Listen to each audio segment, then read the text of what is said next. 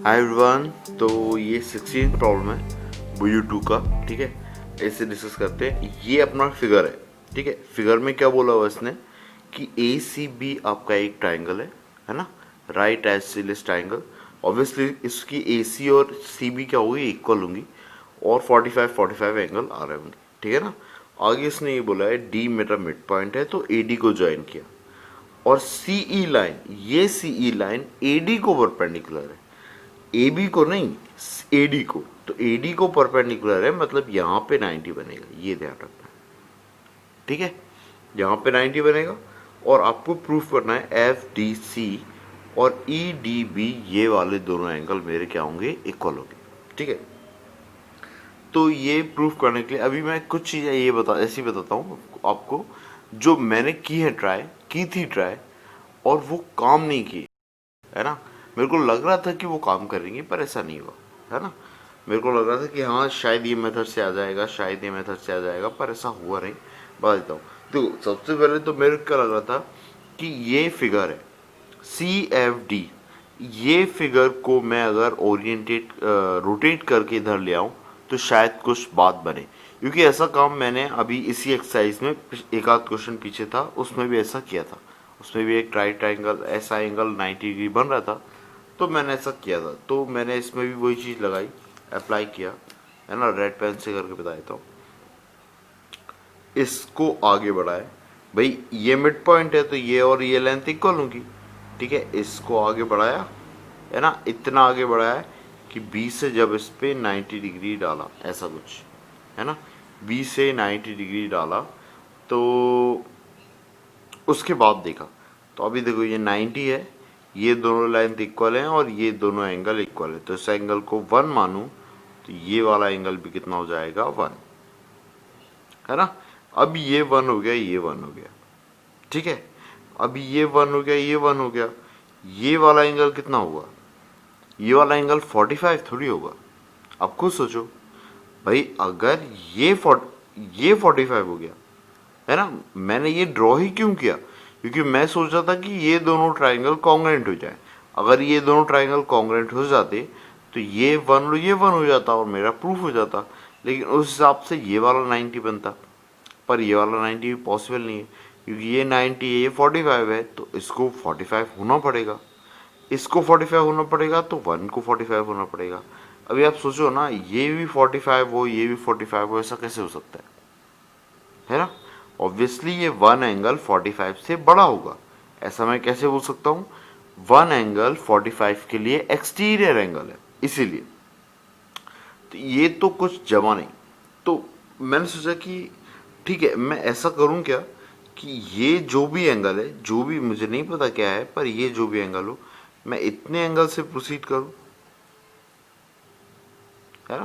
तो ये एंगल के बराबर है, पर मेरे को कैसे पता कि ये एंगल 45 होगा, ये भी मैं नहीं जानता। ठीक है, तो ये भी एक चैलेंज था कि यार ये कैसे प्रूफ किया जाए। ठीक है, उसके बाद में इसी को मैं थोड़ा, अगर इसको चाहता मैं तो यहाँ पे और इसको मैं करता आगे, तो मे भी ये शायद सही हो जाता, पर मैं सोचा चलो ठीक है, देख लेंगे। ठीक है, ठीक है। इसके बाद मैंने सोचा कि चलो इस पे कंस्ट्रक्शन नहीं करते हैं अपन, इस पे कंस्ट्रक्शन करते हैं। मैंने इसको आगे बढ़ाया। ठीक है, अब इसको अगर मैंने आगे बढ़ाया तो ये वाला ट्राइंगल यहाँ कहीं पे आना चाहिए था, यहाँ कहीं पे आना चाहिए था। तो मैंने सोचा कि मैं इसमें क्या करता हूँ, यहाँ पे 90 डिग्री ड्रॉ कर देता हूँ। यहाँ पे 90 ड्रॉ किया, ये 90 ड्रॉ किया, अभी ये 90 अगर ड्रॉ किया, ठीक है, यहाँ पे। ठीक है, सो आप ये एंगल कंपेयर कर सकते हो। ठीक है, कोशिश करो एक बार।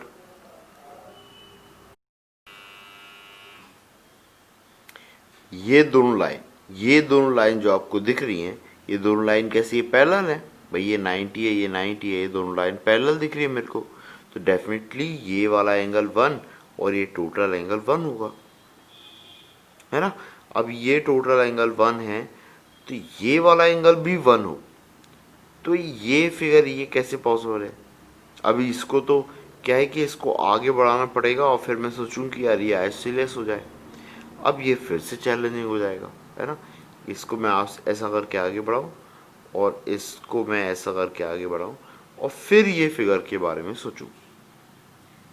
तो ये भी मैं कर सकता था, पर मैंने सोचा कि यार ठीक है, इसको आगे करने से बजाय और देखते हैं और मैं क्या कर सकता हूँ। ठीक है, पर मैंने सोचा कि नहीं, देखो इसको रोटेट करने का एक और तरीका है। मैं ऐसा करता हूँ, है ना, कि 90 डिग्री बनाता हूँ, 90 यहाँ नहीं बनाता हूँ, 90 बी पे बनाता हूँ। कहाँ पे बनाता हूँ? बी पे। ठीक है, तो बी पे 90 बनाऊंगा, मतलब ये 45 है, मेरे को एक 45 और यहाँ पे ड्रॉ करना है। तो वो फिगर मैं आपको ड्रॉ करके बता देता हूँ। ठीक है, अभी बहुत ज़्यादा घिचपिच हो रहा है इसीलिए। ठीक है, हाँ, ये मैंने कंस्ट्रक्ट कर लिया है यहाँ पे, है ना। ये 45 यहाँ पे किया है, तो ये टोटल कितना हो गया? 90 हो गया है। और इस पॉइंट को मैं कुछ एज्यूम कर लेता हूँ, लेट्स से एक्स, है ना। अभी आपको समझ में आया कि ऐसे ही क्यों किया है?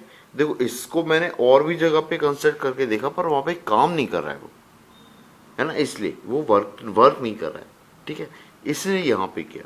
अब आप ध्यान से देखो, ये सी बी एक्स और ए सी डी ट्राइंगल, अगर मैं इनको कंपेयर करूँ तो ये कॉन्ग्रेंट आ रहा है। ऐसा क्यों? क्योंकि देखो, ये जो सी बी लेंथ है, यही लेंथ मेरे को ए सी के रूप में दिख रही है, आइसोसेलेस ट्राइंगल। ठीक है ना आपको भी लगता होगा कि ये सब दिमाग में कैसे आता है? बहुत सी बात है, जो क्वेश्चन में गिवन है आप सोचो कि मैं उसको यूज कैसे करूं। जब मेरे को गिवन है कि ट्राइंगल आइसोसेलेस है, तो मेरे को ऐसे दो ट्राइंगल कंपेयर करना चाहिए जिसमें एक मेरी साइड आइसोसेलेस की ये आ रही हो और एक ये वाली आ रही हो। उसने बोला है डीमेट पॉइंट है, तो मेरे को ऐसे दो ट्राइंगल फिगर आउट करना चाहिए जिसके एक में ये आ रहा हो और एक में ये आ रहा हो।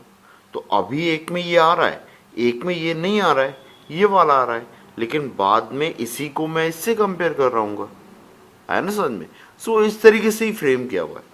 ठीक है ना, आपकी इंफॉर्मेशन ही इस तरीके से गिवन होती है। ठीक है ना। अभी मैंने इन दोनों कंपेयर किया, ये दोनों ट्राइंगल कॉन्ग्रेंट हो गए। ये आपका 90, ये 90, है ना। अभी आप सोचो, ये 90 है, ये 90 है, ये 1 है, तो ये 90-1 है सी एफ डी ट्राइंगल में। अब ऐसे ही सी एक्स बी ट्राइंगल में ये 90-1 है, ये 90 है, तो ये एंगल 1 हो जाएगा। अब इधर ये एंगल 1 है, तो सी बी एक्स और ए सी डी ट्राइंगल आपके क्या हो गए? कॉन्ग्रेंट हो गए। आपके दोनों ट्राइंगल कॉन्ग्रेंट हो गए, तो आप बोल सकते हो कि जो सी डी लेंथ है, ये सी डी लेंथ ये मेरे एक्स बी के इक्वल है। और मेरे को पता है सी डी लेंथ मेरे डी बी के इक्वल है, तो D B length B X के इक्वल हो गई। अब ये इक्वल हो गई, तो बी डी ई ये वाला ट्राइंगल और ई बी एक्स ये वाला ट्राइंगल, ये दोनों ट्राइंगल क्या हो गए आपके? कॉन्ग्रेंट। ये 45, ये 45, और ये बीच साइड कॉमन और ये दोनों साइड बराबर, तो ये एंगल 1 होगा, तो ये वाला एंगल भी 1 होगा। ठीक है ना। अभी देखो, थोड़ा सा रिवाइंड करूँ ना, तो आपके दिमाग में फिर से ऑप्शन आ सकता है, सर अभी थोड़ी देर पहले आपने बताया था कि यहाँ पे आपने कंस्ट्रक्ट किया था पर काम नहीं करा था। पर मेरे हिसाब से कंस्ट्रक्ट करने पे काम बन जाता, आपने ट्राई नहीं किया।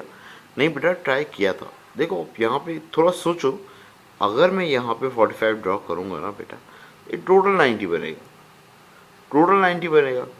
पर इस राइट ट्राइंगल को मैं कंपेयर किससे करूँ? कंपेयर करने के लिए भी तो ट्राइंगल होना चाहिए ना।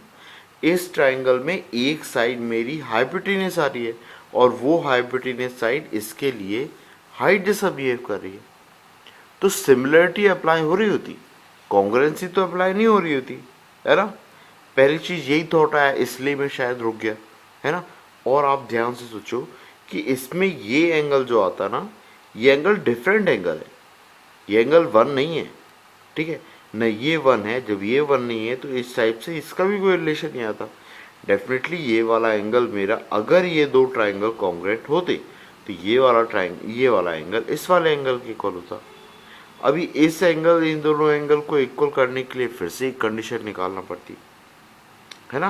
प्लस कोई भी इक्वल साइड का इसमें वही नहीं हो रहा है भाई, वो आ ही नहीं रहा है, पिक्चर में ही नहीं आ रहा है ना। देखो, ना तो आइसोसेलेस ट्राइंगल वाली कोई साइड आ रही है इसके पिक्चर में, और ना ही ये मिड पॉइंट वाली कोई साइड पिक्चर में आ रही है। तो इसलिए जब मेरे को कोई इन्फॉर्मेशन काम करने वाली ही नहीं थी, इसलिए मैं इसमें आगे बढ़ा ही नहीं। यार ये तो कोई वेस्ट है, फिलहाल वेस्ट ऑफ टाइम है, आगे जाके ये वर्क नहीं किया तो मैं करूँगा, ऐसे ये सोच के, ठीक है।